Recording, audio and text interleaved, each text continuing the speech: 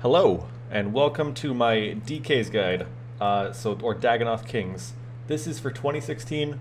This is late 2016.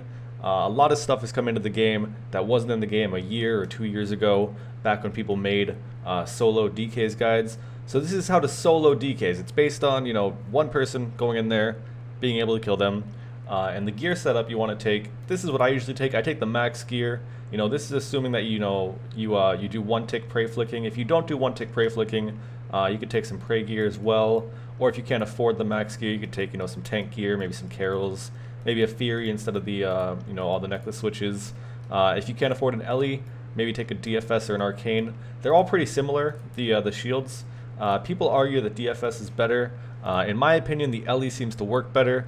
It's more about, the only time you're really taking damage anyways is when you have a pipe on and you're killing Prime, so it's not going to matter too much. Your range bonus almost doubles no matter what you put on afterwards.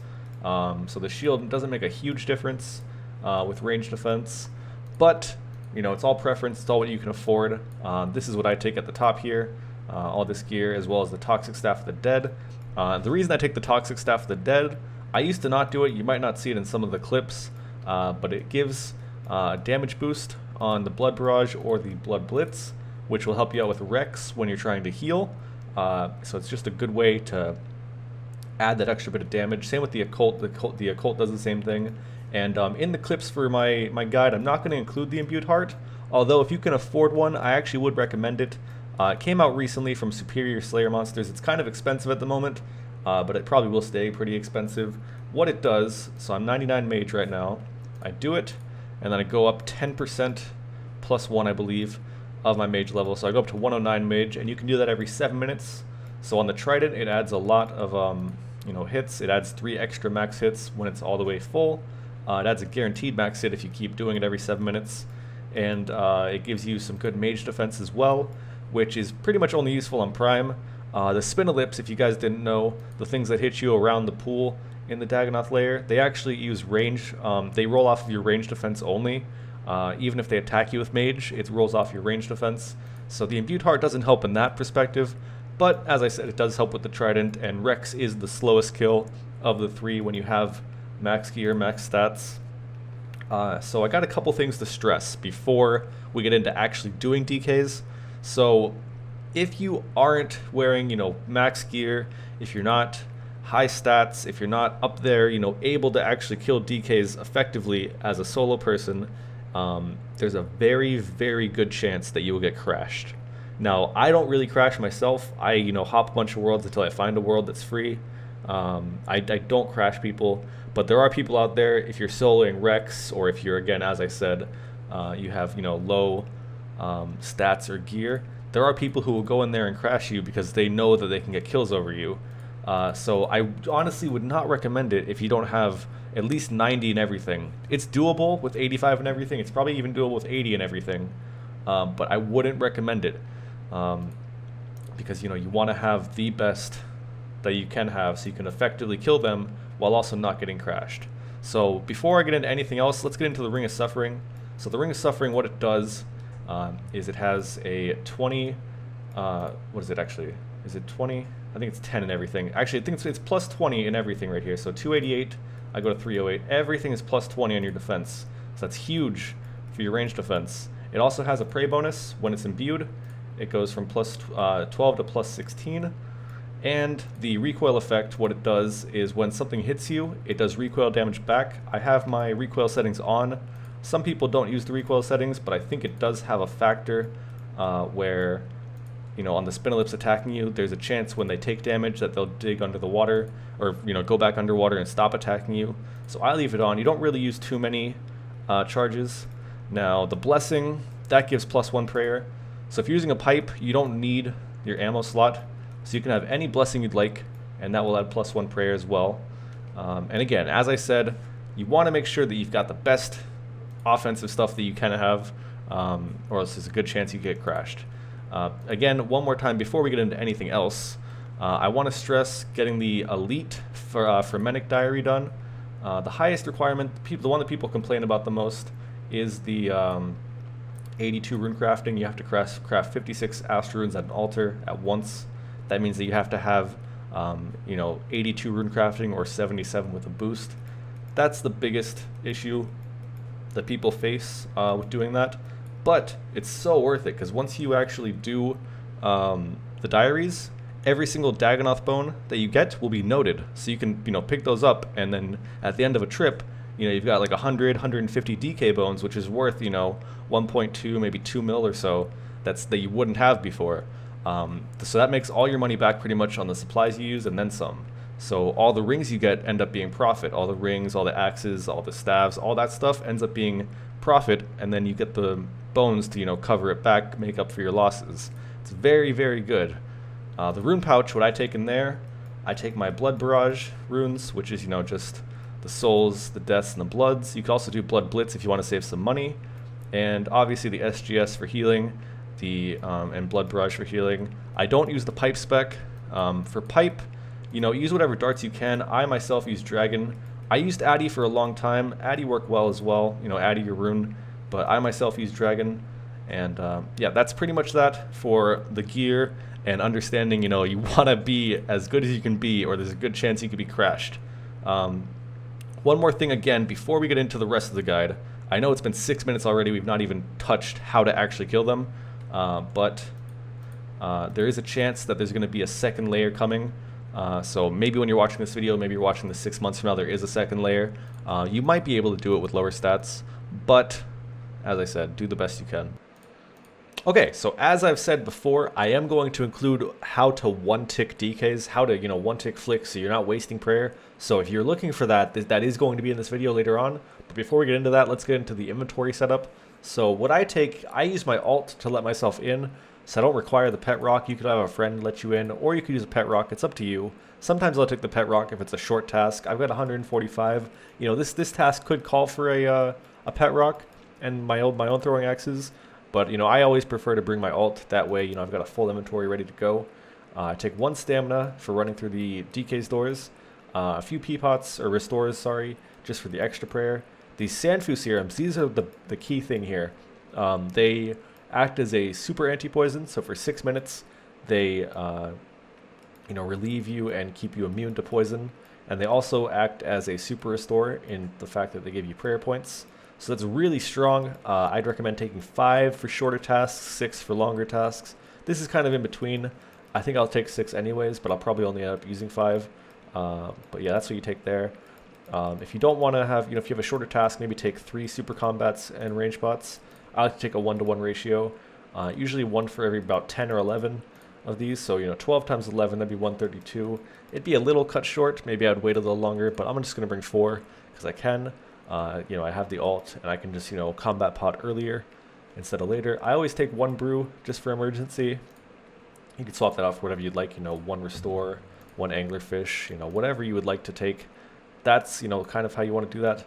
But, you know, the inventory that you take can maybe, you know, vary a little bit from mine. And then now let's get to getting there. So for me, I've got the max cape. I just go max cape, Relica, run a bit north. If you have an alternate account that has lunars, or the person who's letting you in has lunars, they can tell you to water birth. I, you know, keep my alt on normal spellbook for other reasons, so I just do that. You can also have a house in Relica, maybe bring 2, you know, do the old house tab trick, where you take 2 house tabs or 2 Relica tabs, drop an item, go back to the bank, grab another one, and then pick up that item, so you've got a full inventory, and you just travel here. Okay, so I should also mention they recently added the water birth portal to your house. So if you don't want to go to Relica, if your house isn't in Relica, or if you just want a quicker way to go, you can just make the water birth portal and you'll be right here.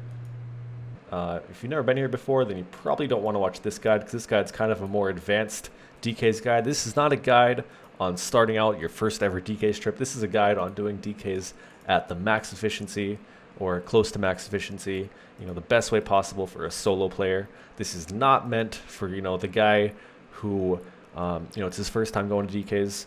I'm sorry, you know, this is not for that. I wish I could make a video for that, but I'm too far gone to, you know, actually even know what's proper for your first time at DKs. I just know what's good when you're, you know, endgame.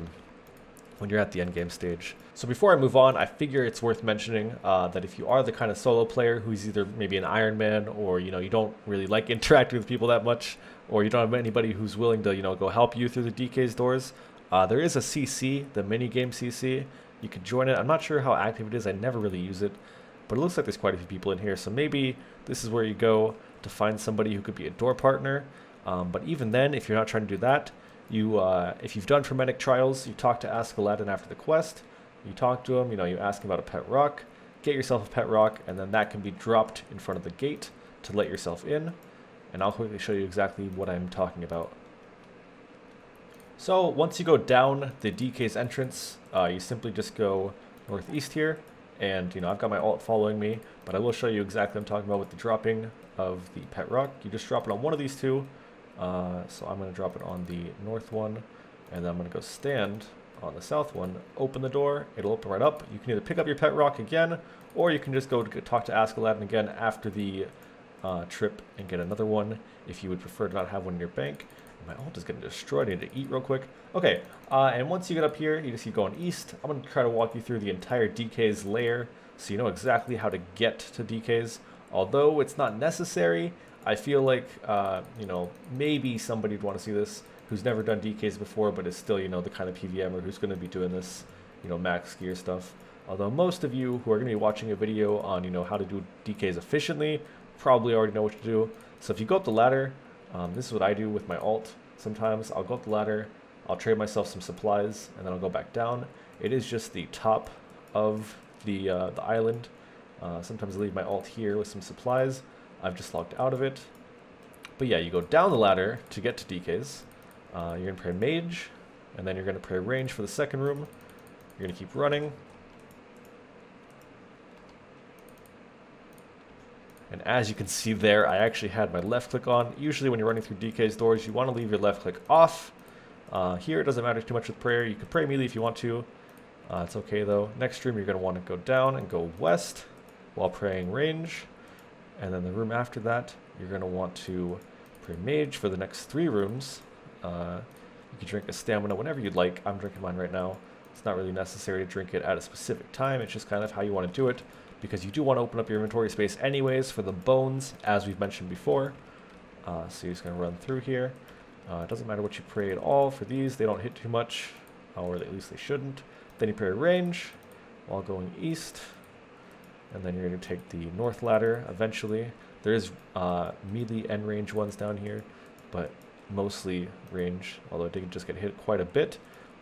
Pray range for this door, running north. And then one little tip I've got, the reason I don't use my brew at the start is because you can just put your trident on or your staff of the dead. Cast some blood barrage on these. Try not to kill all of them, just get them into a pile. That way you don't waste kills on your task. But just do a couple blood barrages, easy to go.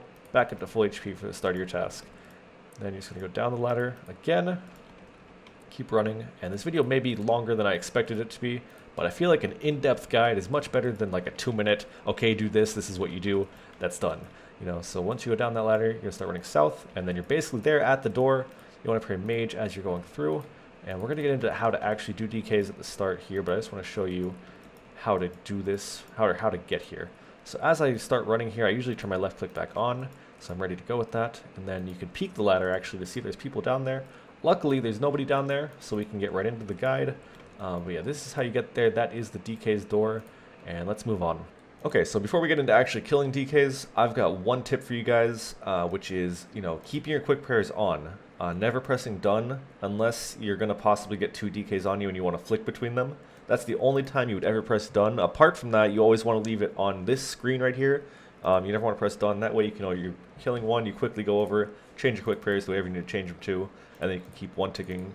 And if you want to learn how to one-tick prayer flick, you can watch my one-tick prayer flicking guide, which recently came out as well. If you just check my videos, you'll be able to get that down. And so this video isn't going to teach you how to one-tick, but if you already know how to one-tick, one tip for you is to just leave this always open when you're at DKs. That way you can quickly change between your quick prayers and not have to worry about, updating them when you're one-ticking too often. Alright, finally, we are at the start of a DK's trip, and you want to peek the ladder, as I said before. Once you're ready to go down, you want to pray mage, because Prime, if he gets on you, can hit you for a 60 or higher, potentially. And luckily for this trip, somebody had already almost killed Supreme, so I got my start of the trip very early. And then once Supreme is down, you want to definitely pray Mage. What you can do is you can flick between the two if they're both on you and if they're attacking you at different times. But this time I got very lucky. I'll show you another example of me starting a trip where I do some flicking. And then once you finish that, just for the first Rex kill, you want to bring him up to the northeast corner. It's kind of preference where you take Rex. I usually take him over by the ladder for most of my kills, but for the very start, I always bring him to the northeast. That way it's a little bit easier on me. I can take some time to sort out my inventory and figure out all the different things that I need to do for my trip. And so as you can see here, that's what I've done. And as soon as Rex dies, what you can do is you can start doing the thing where you have your quick prayer set up all ready to go. And on this trip, ignore the primordial boots. I don't know why I brought those. I made a mistake on that. But as you can see, Rex is now dead, and I've healed on him, which you can do at the start as well. You always want to heal on Rex if you need to, and you can just set up your quick prayers like that, like as I said, and you're good to go. Now you can start one-ticking. Now there's certain spots you want to stand to avoid Supreme. I'm at a decent spot. You want to stand as far east and as far north as possible. That way Supreme, if he does respawn, doesn't get on you. As you can see at the bottom with OS Buddy, I do have a timer that was recently added if you use a client that has a DK's timer that makes it a lot easier. And I'll show you another example of me starting a trip right now. So I know this is a lot to take in, but trust me, if you watch it over and over, you'll understand exactly what I'm saying. So again, as I said, you go down, you pray Mage, and what I'm trying to do here is I'm trying to get all the way around. It doesn't work out. They do end up getting on me, although they are offset. So as you can see, what I do is I offset the flicks. That way they don't both attack me, or they both can't hit me, and the only damage I'm taking is from Rex, which isn't a whole lot of damage. So all you got to do is just offset their attacks, and then you're good to go. And you just got to watch the timing of it. You got to learn timing of things. All the DKs attack on a 4-tick cycle, the same as a whip would attack with, or the same as a just any 4-tick weapon would attack. And once you get that down, as I said before, you want to take Rex over to the northeast. This is another spot that you can take him to. There's a lot of safe spots you can take Rex to, and this is only for the start, as I said. Once you get your rotation down, which we're going to get into next, it's not going to be exactly the same, but this is just for the very start of your trip. So once you get past that first initial rotation, it's pretty easy from there. All you got to do is focus on, making sure your prayers are correct. So as you can see, I'm 1-tick flicking right now. I'm finishing up Supreme, but as soon as I finish him, I make sure to make a habit of switching my prayers to Mage and Eagle Eye because I use those. Just switch to make sure you have Mage as your quick prayer set up as soon as Supreme dies. Just make a habit of that so that you get used to it, so you don't make mistakes. I have made mistakes in the past where I keep my range pray up, Prime comes up, and then I get smacked a 60 in the face, and it is not fun at all. Once you get that sorted out though, you want to bring Rex over, and this is the Rex spot that I use. You just bring him to the northwest, and he gets stuck in this corner here. Some people do use a ladder, which is the starting ladder. Some people go all the way northeast every time with Rex. I find this spot to work out perfectly for me. I've only had a couple issues ever where Supreme and Prime are both on me at the same time, and that's mainly because of slow Rex kills. I would recommend, if anything, make sure you speed up your Rex kills as much as possible. With the imbued heart, with not needing to heal as much, etc. And as you can see, some people keep coming in the room because it is packed, as I said before, so you want to make sure that you're not going to be crashable when you do DKs. And then from there, it's just pretty simple. Like I said, get your rotations right, get your prayers correct, make sure you stand on the right spots. And I will show you a couple of examples of me getting Prime and Supreme both on me and how to get out of that situation. It is a very tough situation when it happens. It will happen, especially if you're not in the right spot like I'm not. Alright, so here's an example of making a mistake. So I was trying to heal the whole time. It actually ended up hurting me. It ended up being a very, very slow Rex kill. Prime hit me in the face for a 30. Prime was also very close to where Supreme spawns, which means I can't drag him over to the northeast, which means that Supreme is going to spawn on me. When I know this is going to happen, what I do is I go ahead and press done on my quick prayers, put on Steel Skin for extra defense, and then I see how the attacks are going. Luckily for this time, they were attacking at different speeds, or not different speeds, different times. That way I'm able to flick between the two. But if it ever happens where they're both attacking you at the same time, keep that Steel Skin up and then try to offset the timers, unless Prime is almost killed, and then you probably just want to tank it out. It does happen sometimes. The situations you get into at DKs can be a little rough, but it's not a common occurrence. It just happens sometimes, and you just want to know how to get out of it and how to fix it, and that's one example right there on how to do that. So apart from those sticky situations, DKs can be really fun when you've got the rotations down, and once you start, getting used to, how to do it and how to get around and where to stand and the right prayers and all that. Once you take that all in, it shouldn't take you too long to do it. It can be very profitable and very fun. I've made a ton of money. You can see my I recently actually got all 3 DK's pets, and I made a loot video from about 7,000 DKs. I'll put that in the description as well. And yeah, so you'll make a lot of money from DKs. I didn't really get into it too much, but most of my tasks were over 1 mil profit per task easily. And I'll show a few pictures of some tasks, at the end of the task, what the loot was. As you can see from this inventory, I've just got a ton of loot. And it's it's just fun. It's good to learn. It's probably my favorite PVM. It's kind of sad that I finished all the pets because I probably won't be killing them anymore. But I hope you guys enjoyed the guide. It was a little bit long. I wasn't expecting it to be 21 minutes long. But you know what? I feel like I couldn't have really made it any shorter without cutting corners. So I hope you guys enjoyed it. I hope it taught you at least one thing about DKs. Maybe maybe some of you are going to try DKs out now for the first time ever. And I know this video wasn't really directed for those kinds of people, but if you do enjoy DKs, if this did help you out in any way, if you did learn anything, please do leave a like. It helps out the channel, and thank you guys for watching.